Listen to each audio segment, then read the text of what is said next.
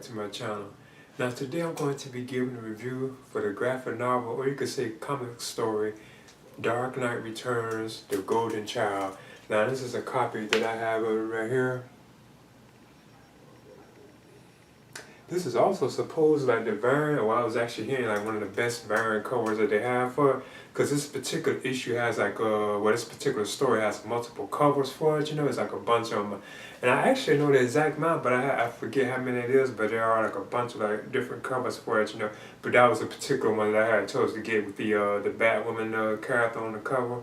Now this takes place 3 years after The Dark Knight Returns 3, The Master Race, which I thought was a pretty good read. Now it takes place 3 years after that, and it revolves around the idea of like Laura, you know, and also Carrie Kelly, who has become Batwoman, you know, when she was already like Batwoman, you know.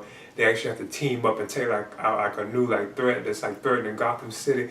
I don't want to get into what it was, you know, but it's kind of spoiler territory if I do, so I just leave it at that. But it's actually like I say that, yeah, I guess you could say it's two major villains, you know, in the world of like DC Comics, but I'm not going to really go into it too much.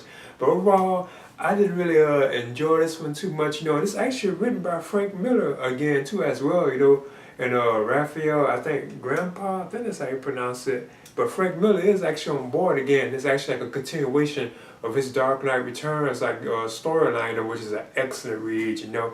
It's actually a continuation of that. But I actually do feel like this is very similar to the Dark Knight Strikes Again too as well. And that was another one that I didn't really enjoy. It just was like all like over the place and so, you know, it was just really like you know, it was just something off about it. I didn't really enjoy that particular story. But The Master Race, the third one or the last previous one, that was pretty good. I enjoyed that, you know, because that one was actually kind of focused. It had like a set focus on the characters that it was like focused on. The story itself was actually, you know, it kind of made sense. But the idea of the strikes, you know, that was like all over the place. I feel like this kind of was, but they are actually after two villains, you know, like Batwoman and like the Supergirl, you know, they actually are after like two villains in the story itself, you know. Now there also is another major character in the story too. And I think if I remember correctly, you know, I'm going to just mention this, you know, it's like a kid, you know, he's like very powerful, you know, and so I don't want to get into it too much because it kind of ruin it, you know, so I just leave it at that, you know, but he has like a major role like in the other storyline too as well. And I'm actually hearing here now that he's actually like the most powerful character in DC Comics or something like that now, if it's like really official, you know. But I know these kind of like Dark Knight Returns tales from Frank Miller, they're kind of like S-Worlds tales, you know. They're not really setting the continuity of the story unless they actually do that one day, because they are like in the future, you know. But yeah, overall I thought like the artwork looked pretty cool, you know, and it's actually a 48-page storyline, you know. But I thought the art in the book looked kind of good, you know.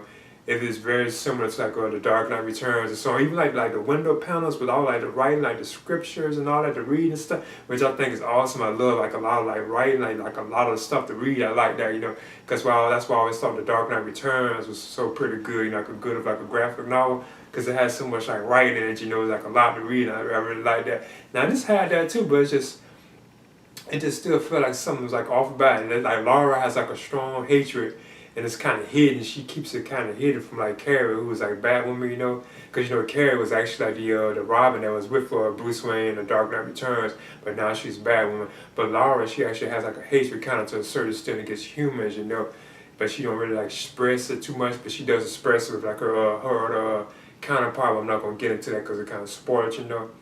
And then again, Carrie herself is kind of against her too as well to a certain extent, but she kind of keeps it like hidden and so on and everything. But in the end, Dark Knight Returns, The Golden Child, this is like a one-shot issue, you know. It's only gonna be like one issue. There's not like taking place over like multiple issues. It's only like one shot, you know. I thought it was okay, you know. I'm just gonna give it a C, and I guess I recommend it for like fans of the Dark Knight Returns storyline, you know, because there's a continuation of that particular storyline, you know. And yeah, that's all I have to really say about it. You know, it was okay, decent read. Now, I've actually read it again in my growing, but it felt very similar to The Dark Knight Strikes Again, and I wasn't a fan of that one either. So I'm giving The Dark Knight Returns, The Golden Child, I'm giving it a C. Please leave a comment and subscribe too as well.